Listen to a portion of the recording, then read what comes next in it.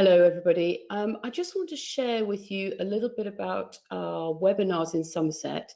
My name is Marianne Williams, and I'm a specialist gastroenterology dietitian.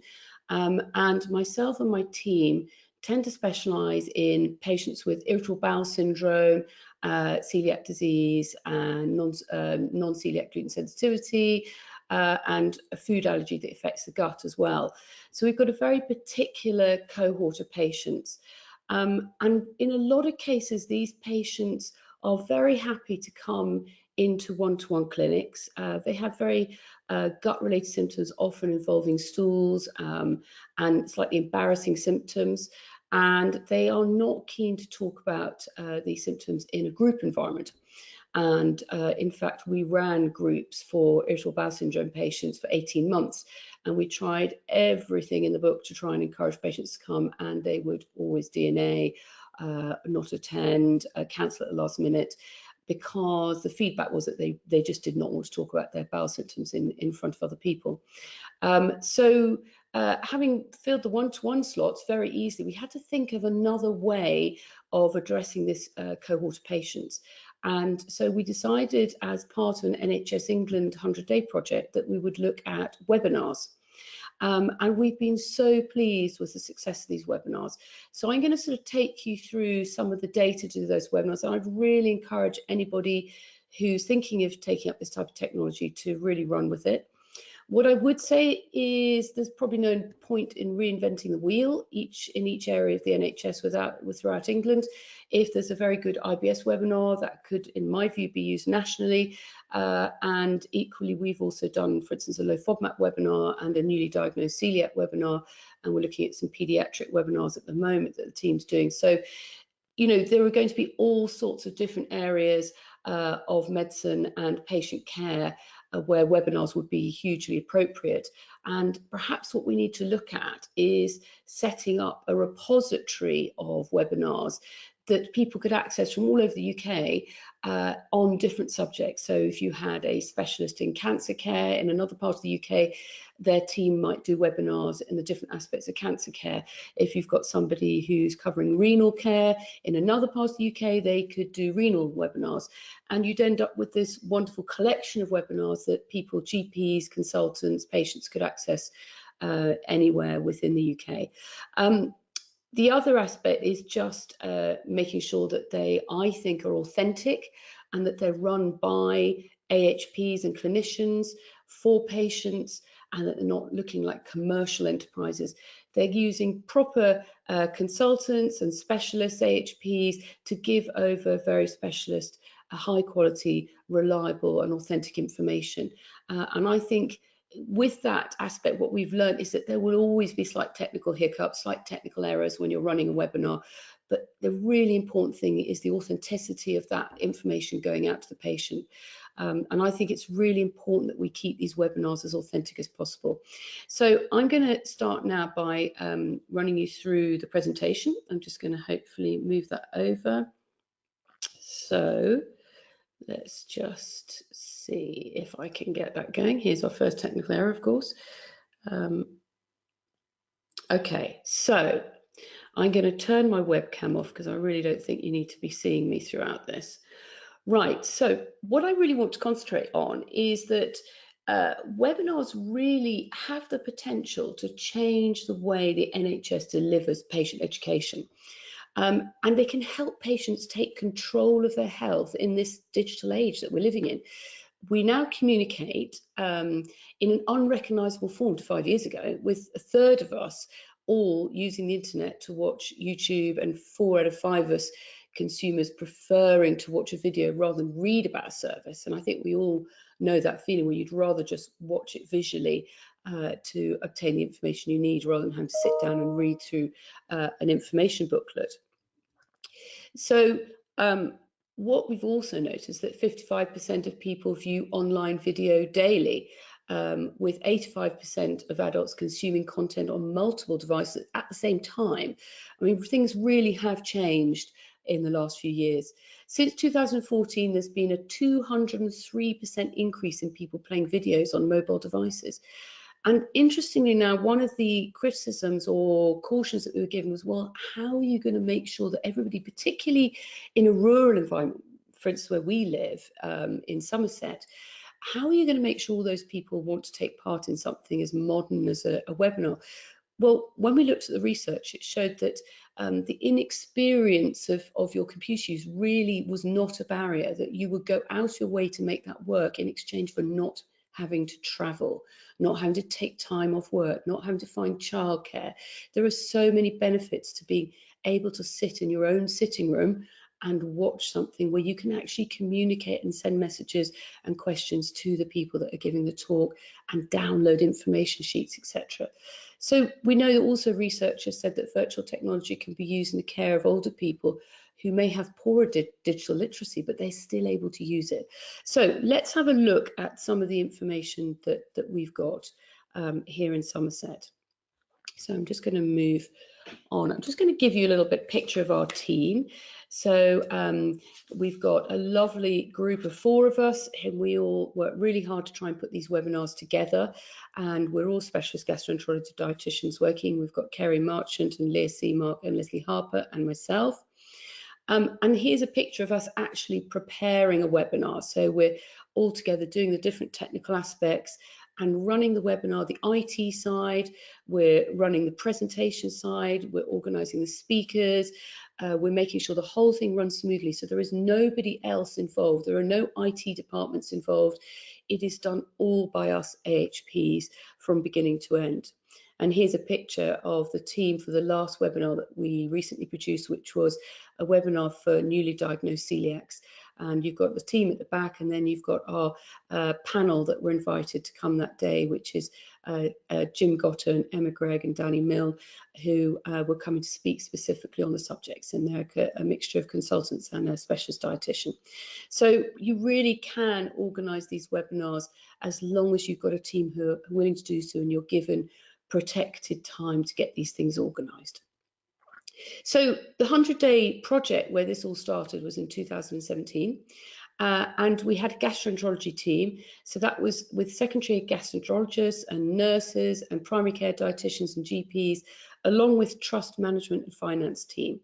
And the aim of this project was to develop new solutions for old problems and to overcome barriers that were historically preventing practical and economical patient care.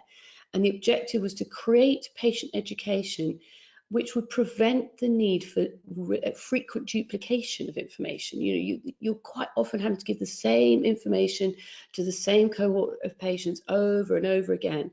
And that's why, of course, group environment was seen as attractive. But of course, people have still got to take time off work, travel, find childcare, find care for the elderly that they're looking after, etc. And that costs them money and time. So running the webinars just seemed like a much simpler solution, and it could reduce demand on clinical time too.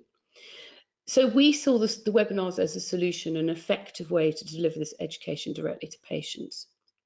Which patients could benefit? Well, we looked at where we wanted to focus the first webinars that we were going to do. I mean, this is a very innovative idea. We couldn't find any reference to patient-focused webinars in the UK at all. The only thing I found was in America, there are some of the big charities, like cancer charities, who are running webinars for patients. But there was nothing like this in the NHS yet that we had found. And irritable bowel syndrome was it's a really chronic and debilitating condition which affects about 10 to 20% of the UK population. So there are potentially a large number of people that are going to benefit from a webinar like this. So considerable financial implications, with the attributable cost in the UK estimated at about 12 million per annum. So it's a very expensive condition. And what was already available for patients? Well, in Somerset in 2013, we set up a new pathway for patients with IBS. And this was the first UK dietetic-led gastroenterology one-to-one clinic for adult patients with intractable IBS. And we saw a reduction of non-red flag IBS patients who were being unnecessarily referred into secondary care from 14.3, that came down to 8.7 in the first year.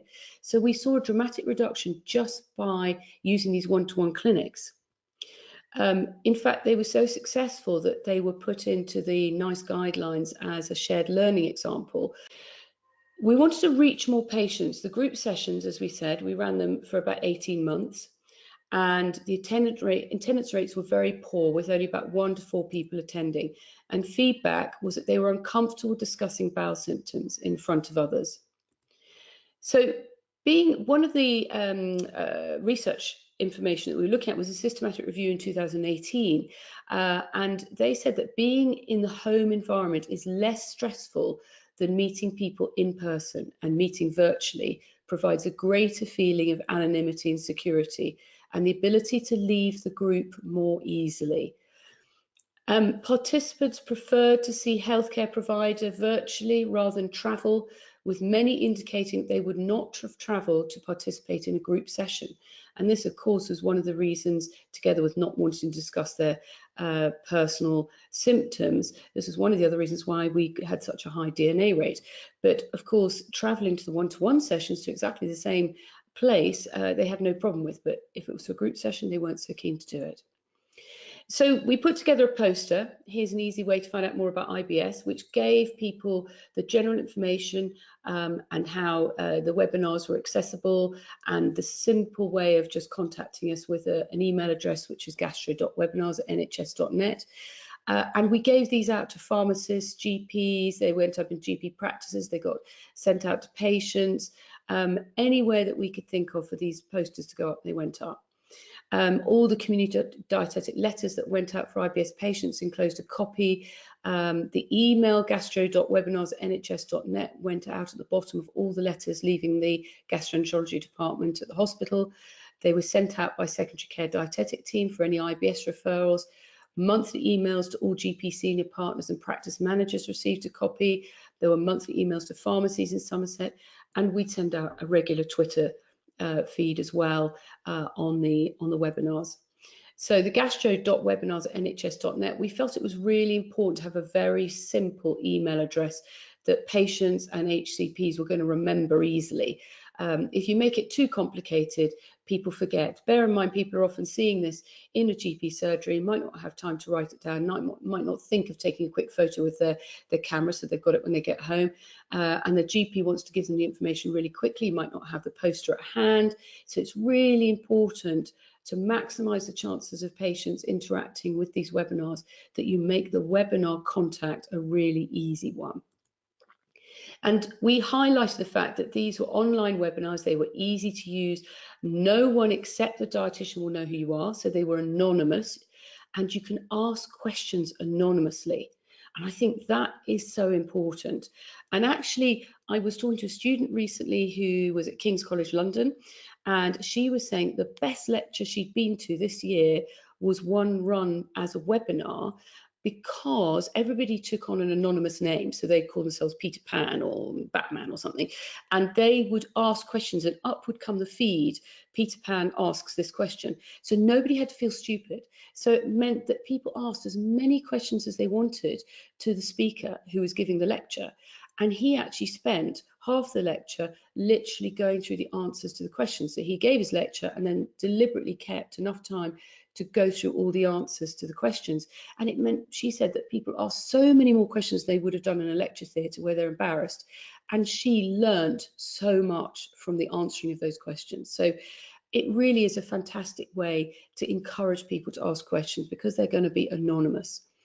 And they can save the session and they can re-watch it again as often as they want to consolidate knowledge. How many times have you been to a meeting or gone to see a consultant or anywhere, gone to see the bank manager even, and you've walked out afterwards and you've said, gosh, what did he say? I can't remember. And it's the great thing about these webinars is they can just rewatch them as often as they want to consolidate knowledge. And that's really important when you're trying to educate patients about a particular medical condition. So encouraging patients to self-manage their conditions, and I think we really need to push this forward. We need to encourage patients to look after their condition. And the research shows that virtually delivered approaches shift that responsibility to patients by providing access to and self-selection of available resources that may be more relevant and individually suited than conventional education. So when people attend the webinar, we have a whole list of downloads. You've got a download on this webinar today. It's only one. It's an article that I wrote about our webinars with a lot of the information I'm giving you today. So it's nice and easy. It's all in one space. So do please feel free to download that while you're listening to the webinar so that you've got it. But in our patient webinars, we might have 5 different downloads. And those the patient can decide, well, I don't want that one, I do want this one. Actually, that's going to be really useful, I'll download that one. So they decide what's going to be useful to them. And the other really important thing with these is that we include a self-referral form. So we put a self-referral form as one of those downloads. The idea being that if the patient does not improve after they've done all the things that we've suggested in the webinar, they can then fill out a self-referral form and come and see us on a one-to-one basis. Now, a lot of you, I imagine, would be thinking, oh my Lord, we'd just be overrun with people self-referring. Well, much to our amazement, it's completely to the contrary. In fact, I'd say we've been running webinars now since last July, so that's just over a year, and we've probably had 5 self-referral forms back, and yet we've had about 200 people watch the IBS webinar. So I think the truth is that if they're getting the right information and they're able to rewatch to consolidate knowledge and they feel they're being empowered to take control of their own condition, they actually don't need to come and see us. So it's really interesting that people are really worried about that addition of the self-referral form, but certainly from our experience, it's not something that you will necessarily need to worry about. It's probably going to depend on the condition that you're doing the webinar for, but certainly it's not an assumption that if you put a self-referral form on the webinar that you're going to be inundated with referrals. That just doesn't seem to be the case. So what about the effectiveness of virtual versus group sessions? Well, the research shows that virtual sessions show similar outcomes to in-person groups. So that's good news. And our focus in Somerset was to simplify access for patients. We wanted to avoid the need for a GP referral. We wanted to use a webinar service that is patient-friendly and easy to use. We wanted to give access to reliable specialist advice. We wanted to supply them with downloadable patient information sheets direct from the webinar. And don't forget, that also saves the NHS money because we're not having to print them and post them out to patients or give them to patients. They can download just what they need. Self-referral forms for one-to-one advice after the webinar if it's necessary. And it gives patient control with direct contact to an email to register for the webinar. So that email, gastro.webinars@nhs.net, means as soon as that patient has got that email address, they've got control over whether they decide to register for that webinar. And the avoidance of the need for a GP referral, we don't ask the GP for any referral. We don't know who's attending the webinars. We simply get an email from them to our gastro.webinars@nhs.net email, and we send them the registration link. So they are completely anonymous. We do not have a referral from the GPs. That saves GP time. GPs are so overloaded at the moment that it's not necessary. These are patients that would not otherwise have had any help anyway, and they've now got the opportunity to use a one-to-one self-referral form if necessary. So we're actually reaching out to many more people with the webinars than we would have done previously, and hopefully saving GP time. So they're gastro.webinars@nhs.net, really simple email address. So reduce GP workload because there's no requirement for the referral. You reduce the need for GP appointments for IBS symptoms because the staff at the front, receptionists, can direct the patient automatically to the webinars or to the poster about the webinars when they're booking to see a patient. Say, well, you may have quite a long wait for the GP's appointment, but here's the email to join an IBS webinar. And we're increasingly getting emails from patients all over Somerset whose GP practice has simply told them to come and attend the webinar before they've even seen a GP. So this is really good news. Reducing the requirement for secondary care referrals. Yes, absolutely, because a lot of people, and I'm sure any GPs listening to this will recognise this situation as well as the secondary care gastroenterologist, that you get patients who come to a GP and they come over and over again with gut problems. You're pretty sure it's IBS, but the patient is really concerned that their symptoms are carrying on and that there's something more sinister going on. And in the end, the GP will refer them to secondary care for investigation, even though the GP is pretty sure that it is IBS. So that can be very frustrating.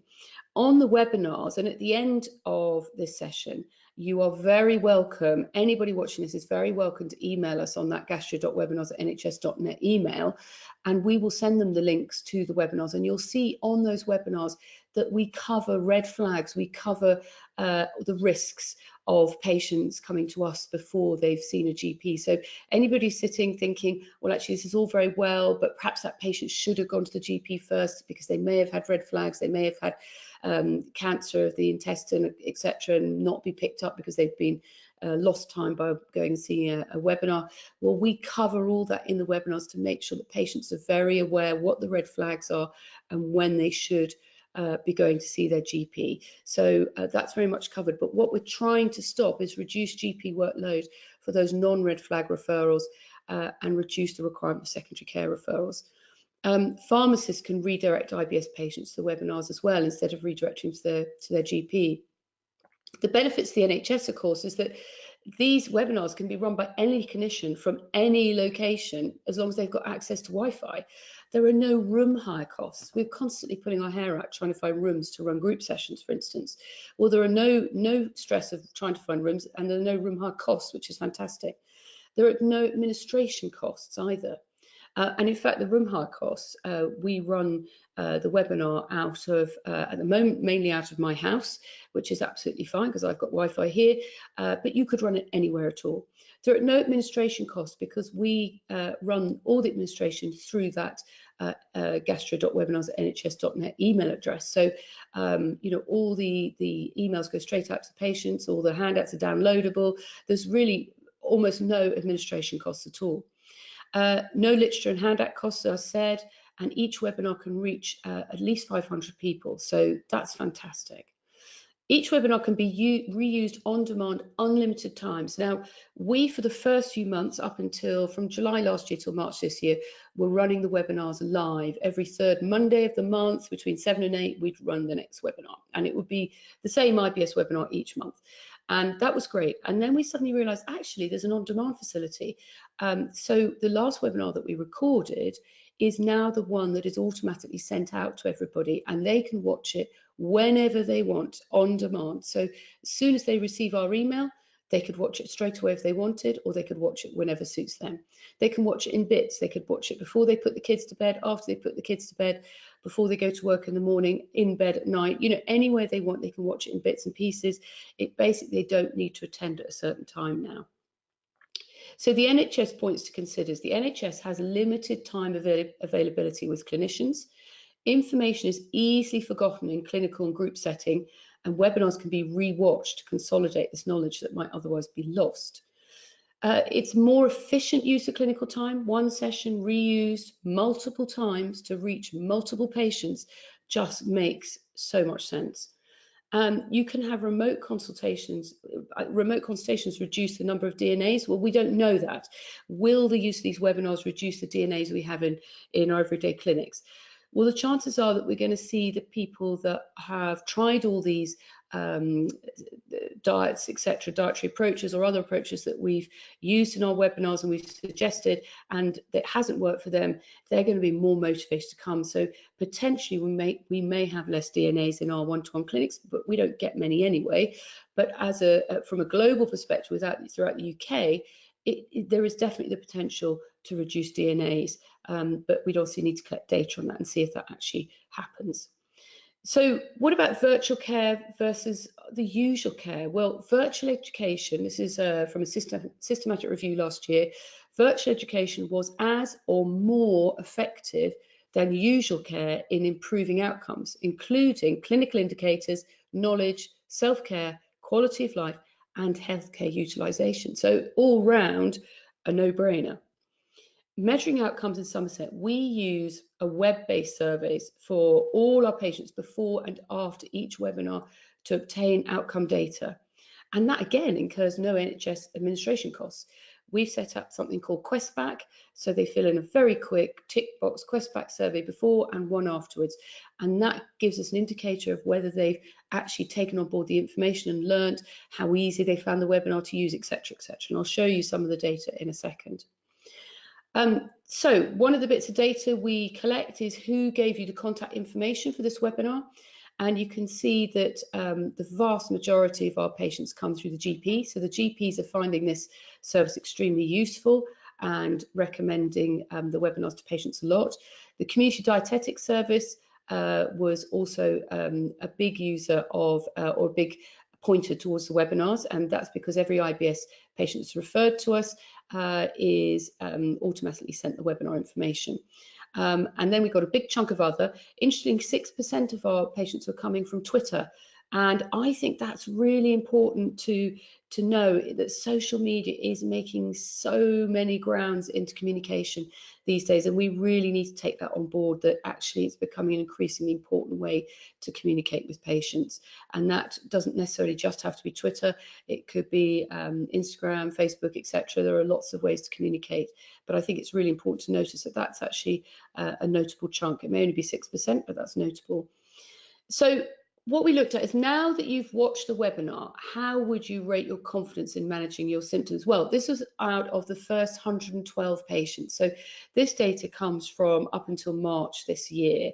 And 112 of our patients, you can see that 68% of them said that their confidence in managing their IBS symptom had improved, 14% significantly improved, and 18% unchanged. Nobody said less than before, which is pretty logical. But that means that we're talking about over 80% who'd improved or significantly improved, so 82%, which is fantastic. How easy was it for you to join the webinar tonight? Well, 50% said it was very easy, 30% easy. So we're looking at 80% finding it easy or very easy, and that's really important. Only 11% finding it hard and 1% finding it very hard. And I think, you know, a lot of people said to us, oh, people will find it too technically difficult.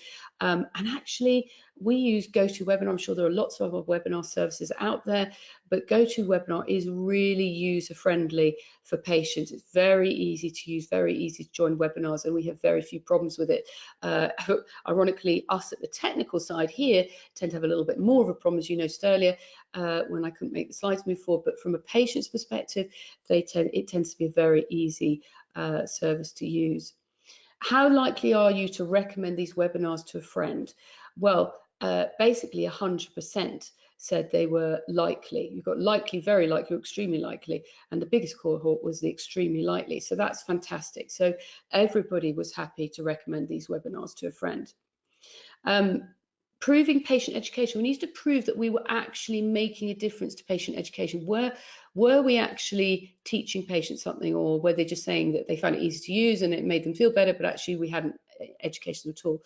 So we had a question in the webinar, which is would allergy, it's not in the webinar, sorry, it's the survey before and in the survey afterwards, would allergy testing be useful in finding a solution for your IBS? This is something that a lot of GPs report back to us, that patients come in with all these symptoms and they want allergy testing, which isn't supplied readily on the NHS. It is available, but it's not for IBS patients. It would be totally irrelevant and unsuitable. It's only suitable for allergy patients who have raised levels of immunoglobulin E, and that's just not the case for IBS patients. So for IBS patients, allergy testing is absolutely no use at all. So that's something that we cover very considerably during the webinar. So you can see here that pre-webinar, 88% of people thought that allergy testing would be useful, and of course they were all wrong. But post-webinar, ironically, the numbers are exactly the same, but in reverse. 88% said no, it wouldn't be useful. So you can see that actually, having watched the webinar, they had grasped a really good understanding of that particular point. Which is the most useful healthcare professional to seek advice from for your IBS? So pre-webinar, 11% said GP, 62% said specialist dietitian, 27% said gastroenterologist. And afterwards, in the green, you can see that had dropped majorly. Only 1% thought the GP was the best person to seek advice from, and only 5% the gastroenterologist. So that's a massive reduction. What we're hoping is that by putting these webinars out there and teaching people that actually for IBS, it's the specialist dietitian that you need to see, not requesting referrals to a gastroenterologist and not going to see a GP. Hopefully we're lessening the load in both primary and secondary care and appropriately directing patients so that they actually get the advice they really need. Now, obviously, depending on what your webinar is about and who it's aimed at, will depend who you're trying to direct patients to. But it's really important that we're educating patients not only in the knowledge for their condition, but in the knowledge of who they should be going to see. Which of the following were important to you when choosing to attend the webinar? Well, you can see way out there was getting access to accurate and reliable information. And I think this goes back to what I was saying at the beginning, that it is so important that these are authentic webinars run right from the ground upwards by allied health professionals and clinicians and consultants, etc. But basically HCPs, healthcare professionals, should be in charge of these webinars, running them, setting them up, giving the presentations, answering the patient questions, and that's what gives them credibility. And the NHS has a wonderful name all over the globe. I know that it comes under a lot of pressure and stick from the newspapers, etc. But the NHS is an amazing organisation, and it is very, very giving very accurate, reliable information. It's very trusted globally. And it was really interesting that that was the big thing that people said, was getting access to accurate and reliable information. The problem a lot of our patients have is Dr. Google. And you go on Google looking up information about your condition and your symptoms, and you could end up getting completely paranoid, and not to mention getting completely the wrong end of the stick and the wrong information. And we get, for instance, with our patients, getting all sorts of conflicting wrong information on dietary intervention for their symptoms. So I think the really important thing with these webinars is that we get a repository of good, reliable webinars run by clinicians that are for the NHS, that patients throughout the NHS can use. They can be sent to them by their GP, by their consultant. They can be given a prescription of webinars that they watch, for instance. So really interesting that that came back as one of the big reasons that people wanted to attend the webinar. The other big one was no need to take time off work, and that really can't be underestimated. If you can get the same information from watching a webinar that you could get from going to a group session where you had to take time off work, travel halfway across the county. I mean, for us in Somerset, it's a big county. It's a lot of travel. It could be an hour and a half to get to a group session. It becomes really relevant for people not having to take time off work. Being able to ask questions during the webinar was also really, really important to people. And people put an evening session down there as well, because that meant that they could actually attend after work hours. And you can see there, no travel required. And that might be different levels of importance depending where your webinar is based or who you're appealing it to. But actually, if you're going to do a webinar that's going to go out nationally, it'll be really interesting to see what statistics you get from that. So is age a barrier? Because a lot of people say to us, well, you know, it's all very well, this is only going to appeal to the young.